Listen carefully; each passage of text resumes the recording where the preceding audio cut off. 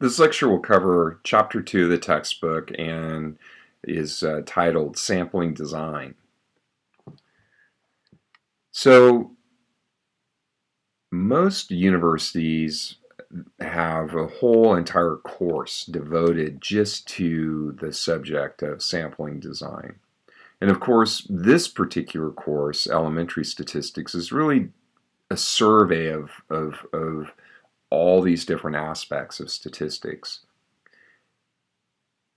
You're required to read the whole chapter, but this lecture is going to focus on the main ideas from Chapter 2. But I do strongly encourage you to read the chapter and look at some of the other aspects. And I'll get into that more as we go through the lecture. So as we begin to think about sampling design, the first thing we need to do is clearly understand some of these definitions. The population is the entire group of objects or individuals under study about which information is wanted. And a unit is an individual object or person in the population. And then we call the units subjects if the population consists of people. So a sample is a part of the population that's actually being used to get information. And a variable is a characteristic of interest to be measured for each unit in the sample.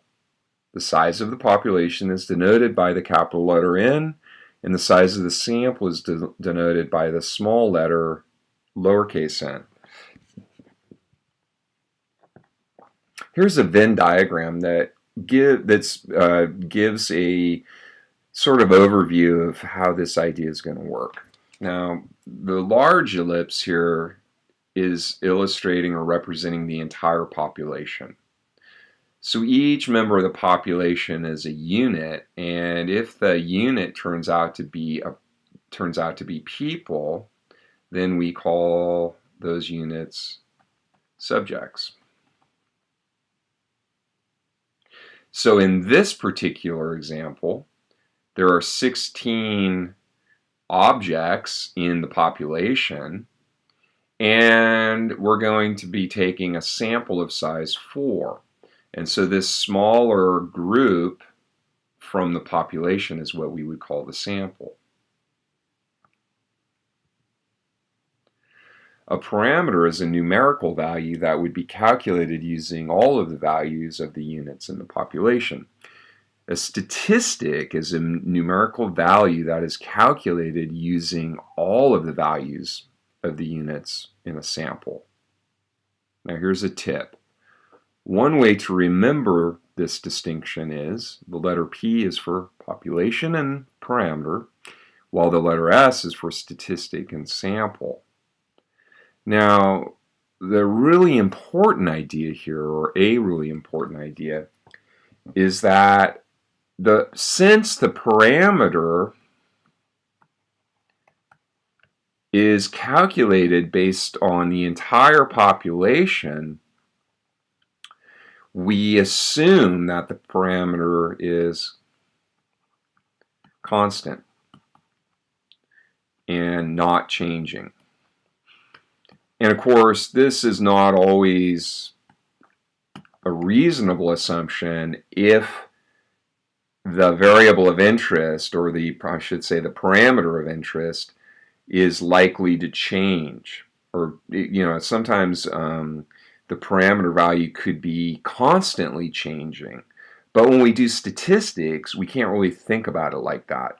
So one of our simplifying assumptions is to assume that the parameter is constant. And sometimes we think about this as, in terms of doing statistics, that really we're taking a snapshot in time.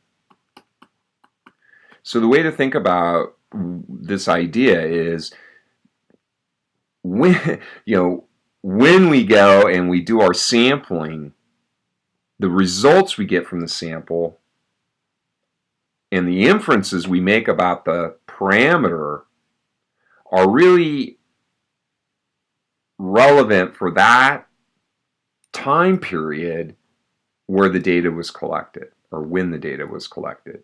And it's certainly quite possible that, days, months, years down the road, that the parameter value could have changed. And so the statistical analysis is really, again, we should think about it as a snapshot in time when we do our calculations. Now, and that's the parameter. Now, so we assume the parameter is fixed. We're always going to assume the parameter value is fixed, okay? But then on the other hand, since the statistic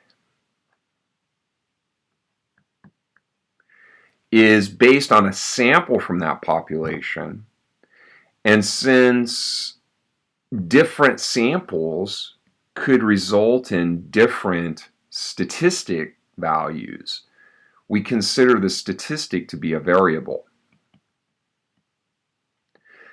And the idea is confusing, and I understand that, but really what you have to understand is both these things can't be changing at the same time. That would be very problematic. So we assume the parameter is fixed, and generally that is a reasonable assumption to make, especially if we think of our study as being a snapshot in time.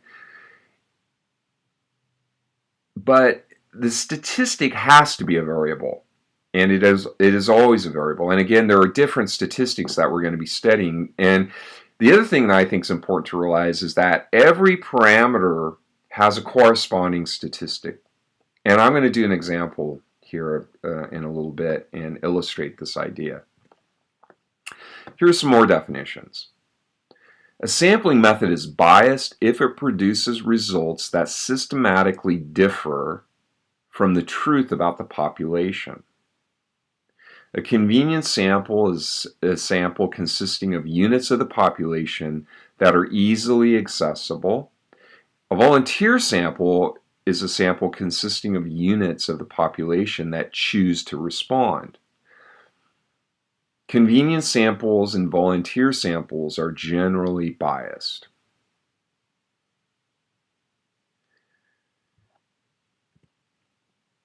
Here are some specific types of biases. Selection bias is the systematic tendency on the part of the sampling procedure to exclude or include a certain type of unit. Non-response bias is the distortion that can arise because a large number of units selected for the sample do not respond or refuse to respond. And these non-responders have a tendency to be different than the responders. Response bias is the distortion that can arise because the wording of a question and the behavior of the interviewer can affect the responses received. So let me talk a little bit about these different types of biases. Now, bias is really a problem in statistics. Bias is really something that can really have a profound effect on our results. If our mathematics can be, perfect and done exactly correct, but if the sample we're basing all of these statistics on was collected in a way that resulted in some kind of bias, then all of our results we were completely misled by the results of our study. So for example, one type of sampling design that's used often by people who are doing surveys of people is called it's something called an Intercept Survey, and this is where you might have been approached perhaps in a store or some kind of a chain store or something at some point by somebody with like a clipboard, and they have a whole series of questions that they want to ask. And these intercept surveys are often subject to this idea of selection bias. And really, the people doing the survey need to be extremely well trained, because the problem is humans are biased. We are all biased. And so, and you can even imagine, if you were in this job where your job was to go and talk to people and try to convince them that they need to do the survey, you can probably imagine in your own mind, if you were doing this, that if you're honest with yourself, perhaps you would think, yeah, there are certain types of people that maybe I wouldn't really want to talk to, and there are certain types of people that I would maybe gravitate toward more. And, to make matters even worse, if like your supervisor had like quotas for the number of surveys that you were required to get in a day or something, then probably, and I can totally imagine myself doing this, especially before I understood statistics so well, where, I would be like, well, it seems like people that, are dressed a certain way are more likely to answer my survey, and so I'm going to kind of like find those people. And so even subconsciously, whether we even think about it or not, I think subconsciously we would, some of us at least, maybe would have a tendency to gravitate towards certain um, personality types, or all these different things. So again, this is an example of selection bias. And what it would be is, the procedure is excluding or it's including a certain type of unit. In this case, in my example, it'd be a subject. The other kind of bias we can get is what's called a non-response bias, and this is where this happens a lot in volunteer samples, where people are solicited to respond, and there's no necessarily there's not necessarily any kind of follow-up to ensure that the entire group identified, say, to be sampled is actually included in the sample. And a lot of times when, well, I'll give you an example. I don't know if you listen to talk radio, but if you listen to KINS, the local talk show on AM dial in our area, in Humboldt County, in Eureka area, there's the question of the day, which is like this phone-in kind of survey they do. And, this is an example of a volunteer sample, because certainly it's the people that are going to be sampled are the people that are listening to the radio show, people that are interested in talk radio. And, and that's not necessarily where the non-response bias is coming in. Well, it is partially, I guess, because if you're not, if you're not listening to the radio on that day, or if you don't listen to talk radio, then you're not able to participate. But also, if you're also, the other thing to keep in mind is that the people that tend to voice an opinion on a particular subject are often people who have a strong feeling about it one way or another, and therefore they're more motivated, say, to participate.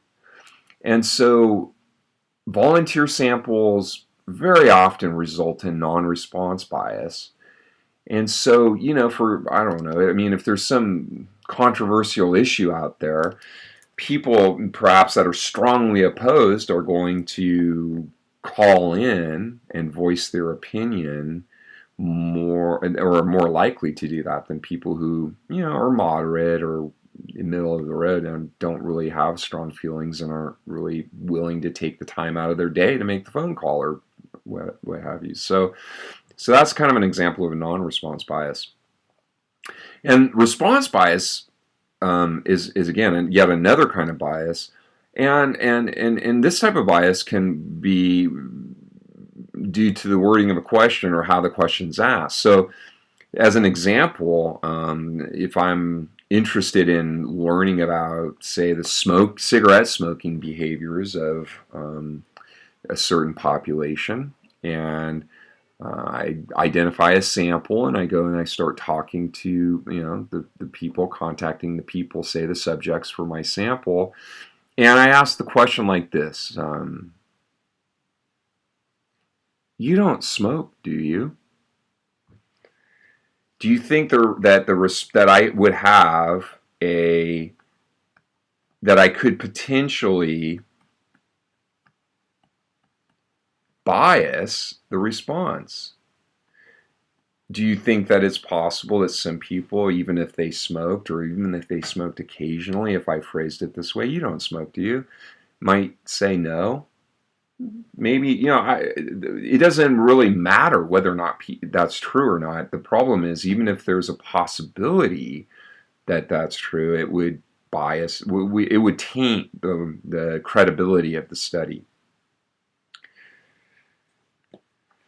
Here's an example. Here's a let's do it right out of the textbook to kind of, again, look at these different terms and definitions. So a study was conducted to estimate the average size of households in the United States. A total of 1,000 people were randomly selected from the population, and they were asked to report the number of people in their household. The average of these 1,000 responses was found to be 4.6. So here are our questions. What's the population of interest?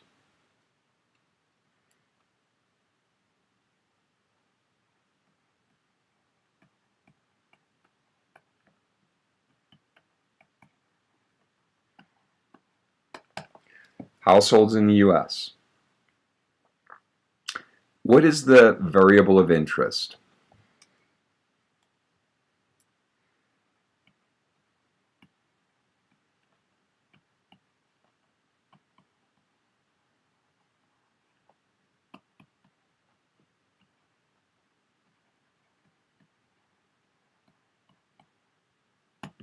Number of people in a household.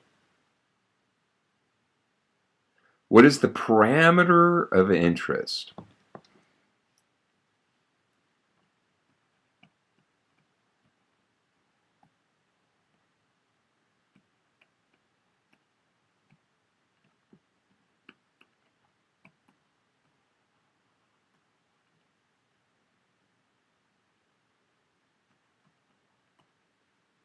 Oops.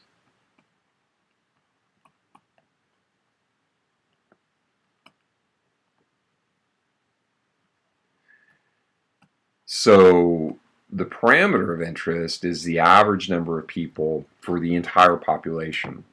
And the only way we could calculate the parameter is if we could actually sample all the households in the entire population in the United States. So in other words, this is a great example of why the parameter is something that we have to believe exists, but we really have no ability to calculate. Because how could anyone ever sample all households in the United States? And actually, the U.S. government does attempt to do this every 10 years. And it's called the Us Census. And of course, when we sample an entire population, we call that a census. But our government is really never able to accomplish that goal. And it's really unachievable. There are so many households in the United States that it's virtually impossible to know even that you've sampled every single household. Households fall through the cracks and they are not ever sampled. It's just a reality. Let's take a look at Part D. I think Part D of this example really exemplifies the kinds of pitfalls that we can have when we're trying to sample in statistics. So here's the question, or here's the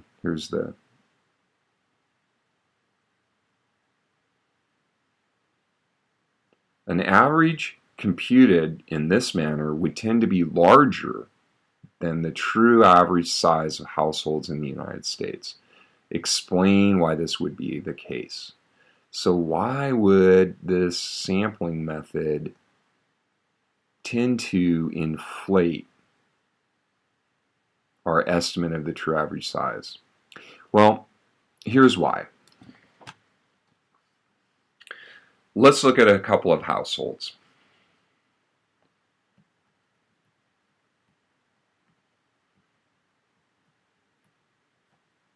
Let's say household 1 as one person. This is just a single person living alone, and they constitute a household.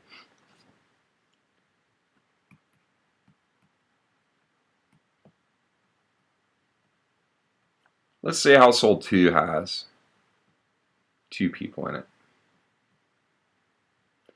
And let's say household 3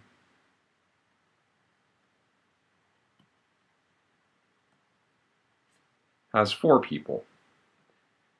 And just for the fun of it, just to kind of exemplify this situation and the problem here, let's just say these 3 households, let's just say these 3 households constitute our population. Well, since we're sampling the people, right, and you know, if I like put the people, if I gave the people numbers or something and said, okay, I'm going to randomly select you know, 2 numbers, whatever, and then those households will be part of my sample. Well, the problem is, since household 1 only has a single person, and since we're sampling people, household 2 has twice the chance of being selected as household 3 because there are 2 people in household 2. So there are 2 people in household 2, so the chance of this household being selected is twice as great as the chance of household 1. And household 3 has 4 people, so it's 4 times more likely household 3 is sampled than household 1. And what that means is, if our sampling design is to sample people and then inquire about how big their household is, clearly the larger households are going to have are going to have a greater likelihood of being included in the sample. And so that's going to inflate the estimate of the true average. So a better way to estimate the average size would be to sample households rather than individual people. So again, when we are doing our sampling, when we're designing our sampling, or think about our sampling design, we have to really think about what is our variable and what sampling methodology is going to give us the most representative sample. Now here's a really important idea.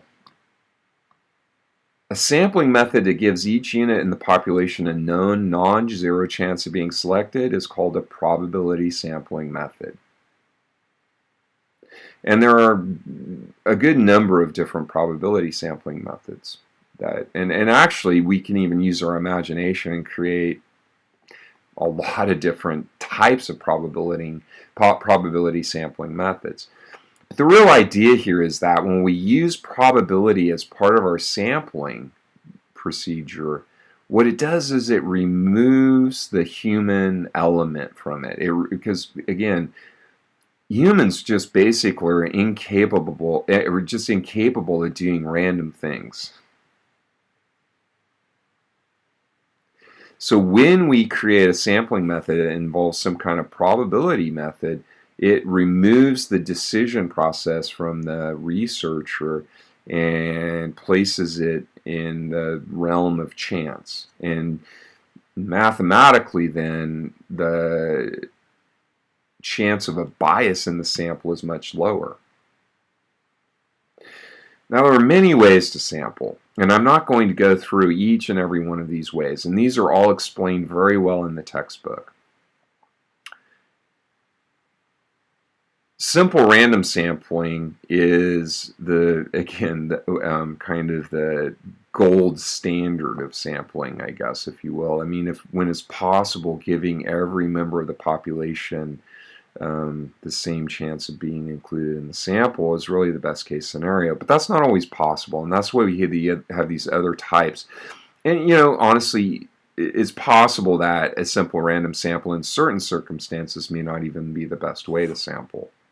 But again, like I said, really to thoroughly learn about all these different sampling methods, I think requires a lot more time than we really have in this course. So I'm just going to, again, stick to the main ideas.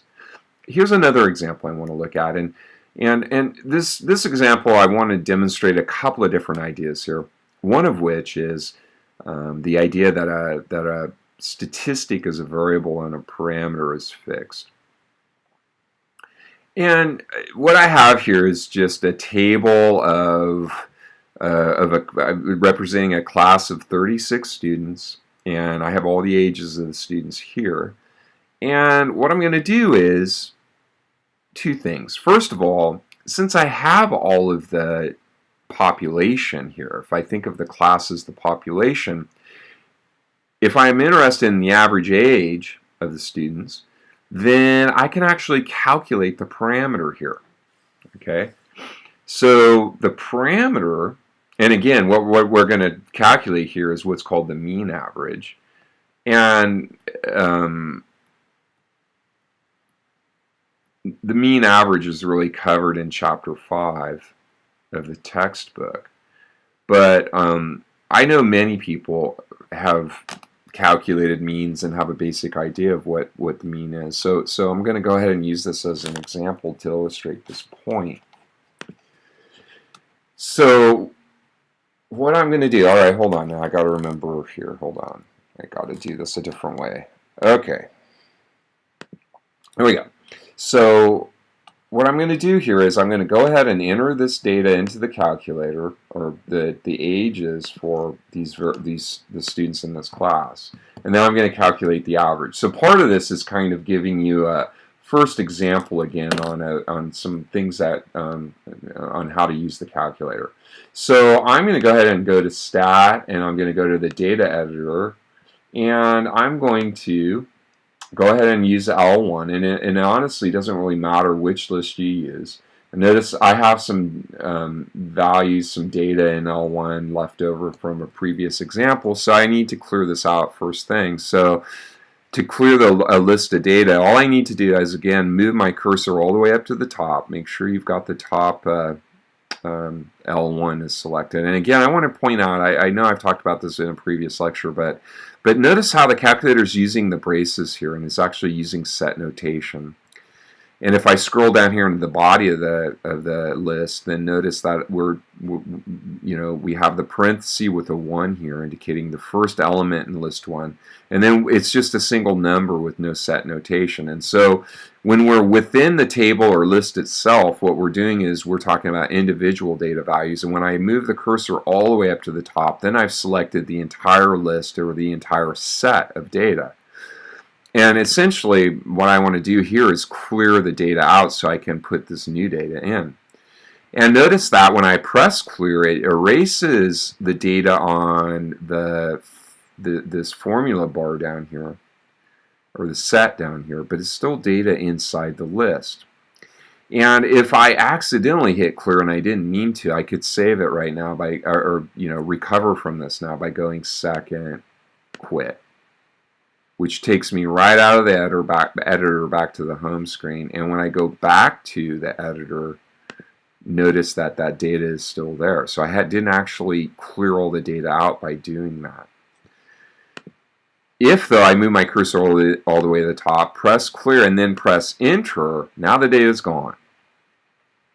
And I can enter the new data.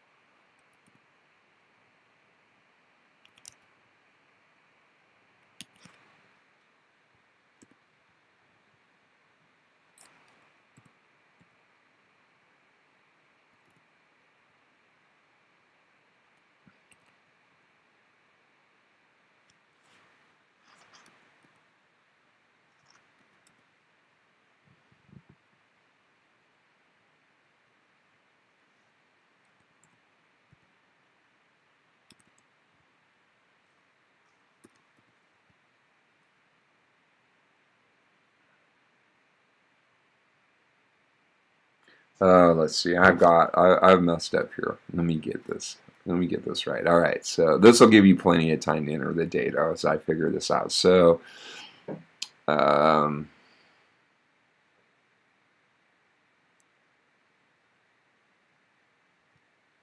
so let's see. Subject 15 is 21.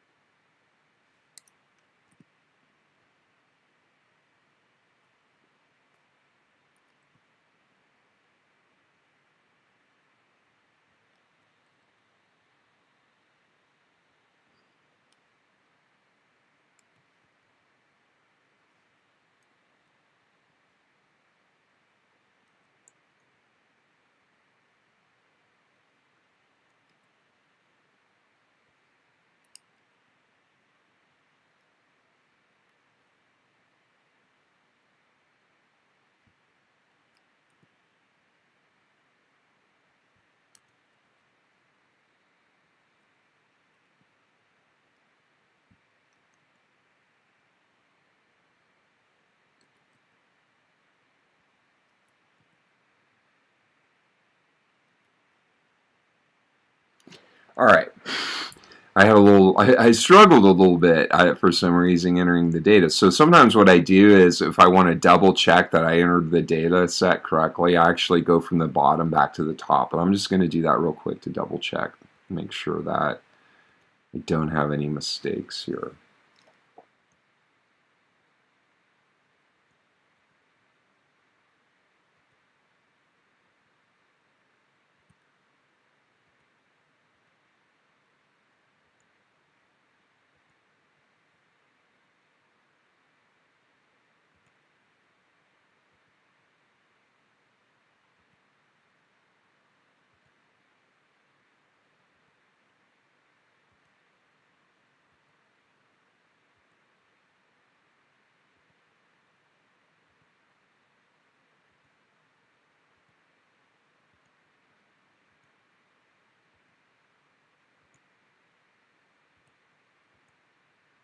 All right, looks good.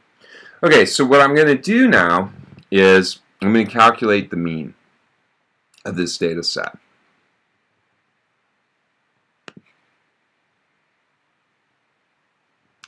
And one of the ways, now, all right, so one of the ways we can calculate the mean is to, and actually I'm going to do this a different way. So I'm going to go second stat instead, and this actually takes me, if you look above the stat key, you see list. This takes me to the list menu on the calculator where I can see all the lists that I have defined in the calculator.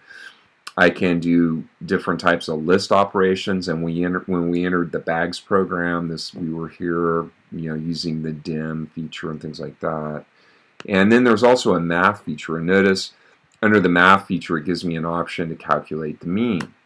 So I select mean and I put it in the wrong place. Hold on a second now. This is one of the areas where I want to do second quit because I just made a mistake here. So I want to go second quit. Now what should have happened when I go back in and look at that list is it's the same. It didn't get affected because again I started to do something within the list editor. I didn't realize I just again made an error. Had my cursor in the wrong place when I went to look for the mean function. So what I'm going to do now though is second quit to come out of the editor now, and then I'll go second stat over to math and I'll choose number 3 for mean. And what I want to find is the mean of list L1. I'll press enter. So the true average age for this class of students is about 23.7 years.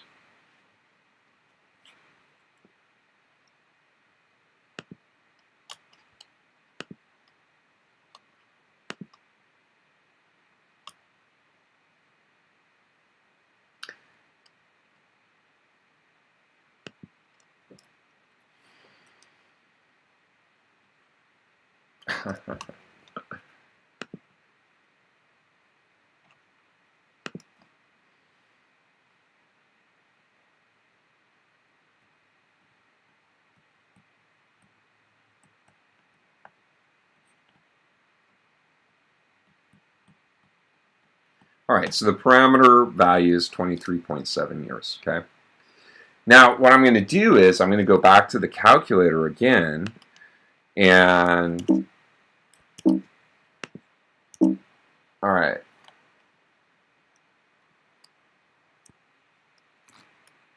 I'm going to go back to the calculator again, and I'm going to select a random sample. Now, I want you to follow along with me, okay? And what we're going to do is we're going to just type 5. Everybody type 5. Press store. Go to math. Go to PRB and select number 1, rand, and then press enter. And I know, you may be wondering, well, why in the world am I doing this? And I'll reveal that to you a little bit later.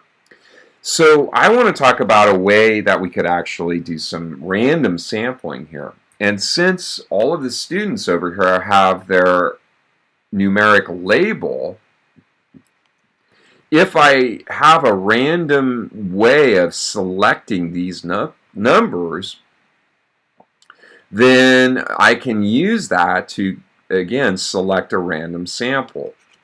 So the calculator has several random number generators built in, and one of them is called randint. And what randint does is it randomly selects values from the set of integers starting from the smallest in the what we could think of as the domain, or the sample space, or the set of possible numbers. So since my students are labeled 1 through 36, what I'm going to do on the calculator is select random integers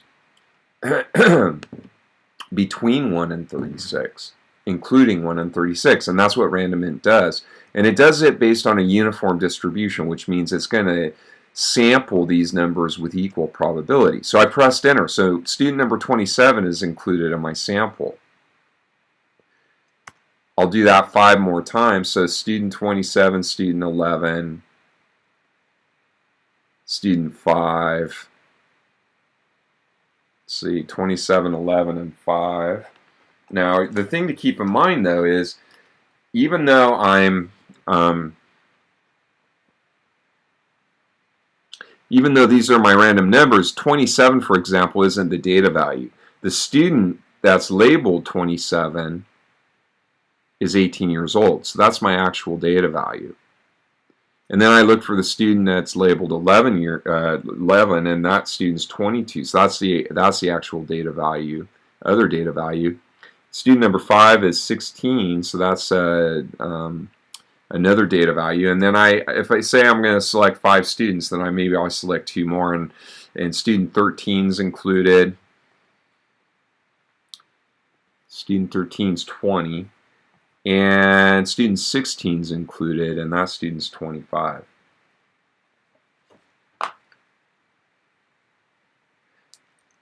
So what I can do now is calculate the mean of this sample. Now, before I do that, okay, I'll do that in a minute. I want to acknowledge that if you actually did that previous step where you stored 5 into rand, what you are seeing is your calculator has selected the exact same 5 random numbers mine did. And what that indicates is that what's going on in the calculator doesn't seem like it's truly random. And it isn't truly random. As a matter of fact, no electronic device, no computer is capable of random sampling, of randomness. And the reason is because a random process is completely unpredictable. The thing about computers and calculators is that they are computers. They are based on programs and what in mathematics we call algorithms. And therefore, if you know the input value, you can predict the random sequence. And the process we just went through where we stored 5 into rand, the process is called seeding the random number generator, and 5 is called the seed value. So if you know the seed value for a random number generator on a computer, then you can predict the random sequence. But it turns out it doesn't really matter as long as the seed value is unknown. So in other words, if we, even though it's possible we could predict the sequence, as long as we don't try to do that, or we say, and in some instances, the seed value is some other type of random number that's out there. Like, sometimes, statisticians will use like, I don't know, the day of the year, maybe, or the seconds on their watch as a seed value, or something like that. Just something that, they're not really cognizant of, and as long as there's not an intention to manipulate the random number sequence, the pseudo number generators we use on computers work very, very well. And generally, statisticians would consider that to be a random sample. So in any case, now that we've gotten that out of the way, let's go ahead and calculate the mean here. And one way I can do this is just to go to Second Stat Math and choose number 3. And I believe, if I remember right, if I put braces here, notice I went second function parenthesis, and what's above that is the brace. Then I'm going to type in 18, comma, 22, comma, 16, comma, 20, comma, 25.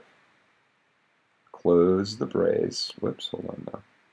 Okay, second function parenthesis, and close parenthesis.